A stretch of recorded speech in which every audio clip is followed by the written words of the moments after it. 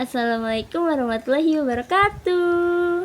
Hello guys, Halo Gius. welcome to Kuadrat. Yeay.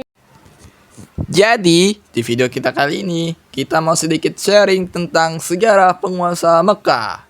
BTW, ngomong-ngomong soal sejarah, kita pasti bakal ingat sama semboyan yang disampaikan oleh Bapak Proklamator kita, Bapak Soekarno, yaitu jas merah. Apa sih jas merah? Jas merah itu jangan sekali-sekali meninggalkan sejarah. Oke, karena itu langsung aja guys, kita langsung ke ceritanya.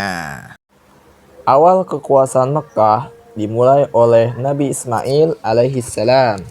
Nabi Ismail alaihissalam menikah dengan seorang wanita dari Bani Amalik bernama Ammarah binti Sa'ad dan dikaruniai banyak anak.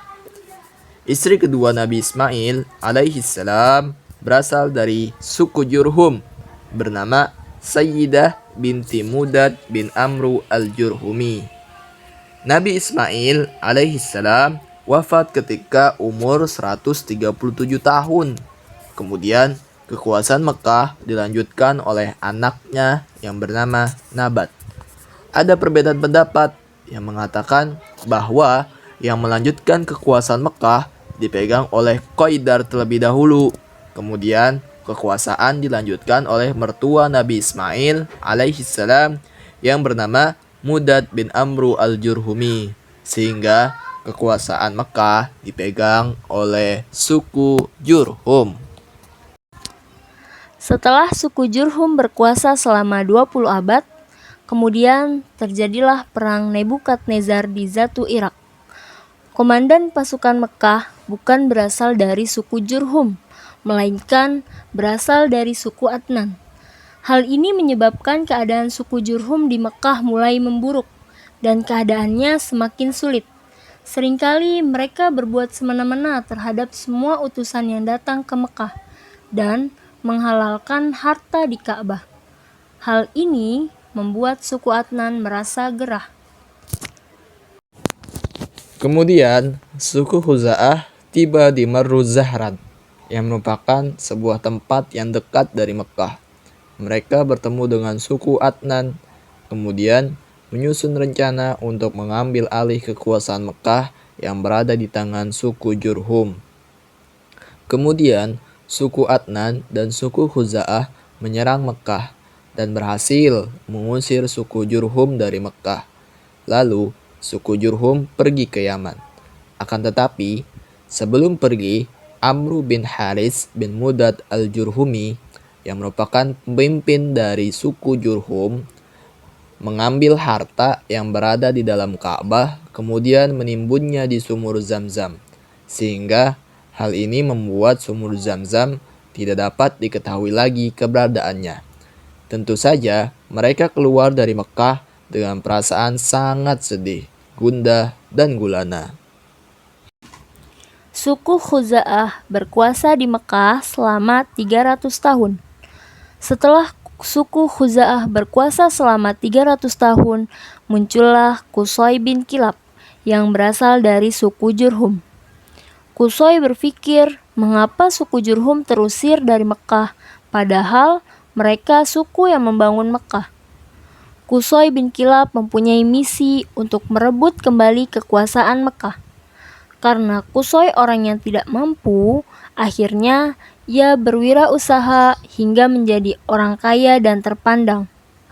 Setelah Qusay menjadi kaya dan terpandang, Qusay melamar anak dari penguasa Mekah saat itu, Hulail bin Hubsyah, yang bernama Hubba. Lamarannya disambut baik dan diterima, padahal Qusay merupakan keturunan suku Jurhum. Setelah Hulail meninggal, Qusay melancarkan misinya untuk menggantikan posisi raja di Mekah. Akan tetapi, anak-anak Hulail tidak terima. Akhirnya, terjadilah perang antara Qusay dan anak-anak Hulail. Masing-masing dari mereka mengumpulkan pasukan dan terjadilah peperangan yang dahsyat hingga banyak jatuh korban antar kedua pihak.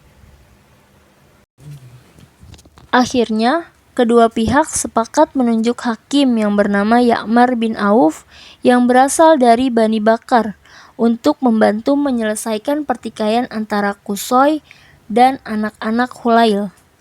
Ya'mur bin Auf kemudian bertanya kepada masing-masing pihak terkait sebab mereka menginginkan kedudukan sebagai raja di Mekah.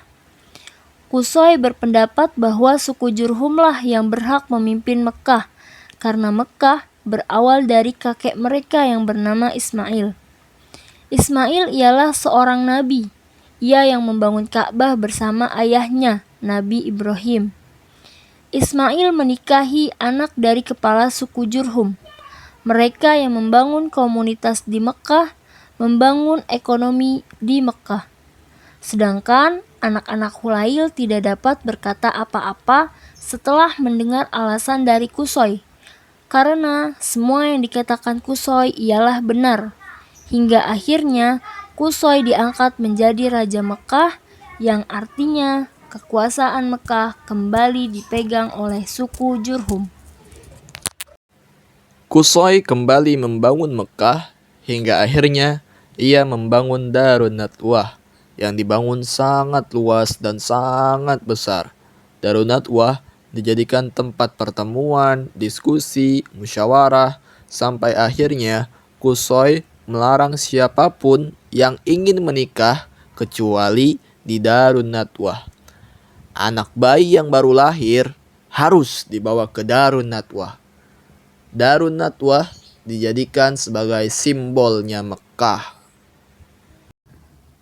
Qusay memiliki banyak anak, akan tetapi yang menonjol bernama Abduddar yang merupakan anak pertamanya dan Abdul Manaf.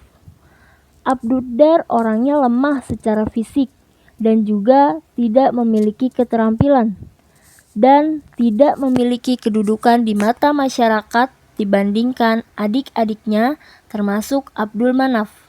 Sedangkan Abdul Manaf sangat maju. Maka Qusay menuliskan wasiat untuk memberikan kekuasaan kepada Abduddar demi kemaslahatan Quraisy. Akhirnya Abduddar menjadi Raja Mekah dan mengurus semua yang ada di Mekah. Setelah Abduddar meninggal, kekuasaan ingin dilanjutkan oleh keturunan Abduddar. Akan tetapi, keturunan Abdul Manaf tidak setuju. Kemudian terjadilah perselisihan antara keturunan Abduddar dengan keturunan Abdul Manaf dan hampir berperang. Akan tetapi, keduanya pun sepakat untuk membagi kekuasaan. Keturunan Abduddar berkuasa mengurus Darun Nadwah dan Ka'bah, sedangkan keturunan Abdul Manaf mengurus orang-orang haji, mulai dari memberi makan, minum, serta keperluan lainnya.